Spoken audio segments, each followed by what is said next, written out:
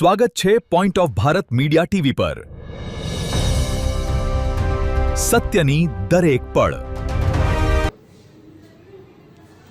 હિંમતનગર ખાતે ₹74 કરોડના ખર્ચે નવનિર્મિત અદ્યતન જિલ્લા ન્યાય મંદિરનું ભવ્ય લોકાર્પણ।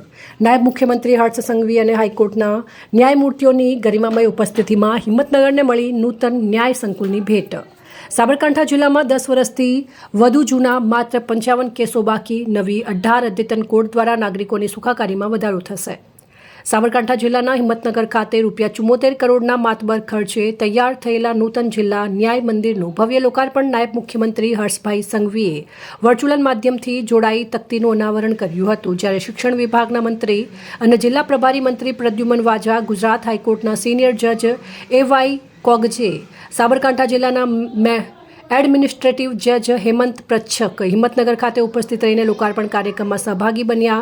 આ નવનિર્મિત બિલ્ડિંગમાં 18 જેટલી કોર્ટ એકસાથે કાર્યરત થઈ શકશે, જે નાગરિકોને ઝડપી અને પારદર્શક ન્યાય આપવામાં મહત્વની ભૂમિકા ભજવશે।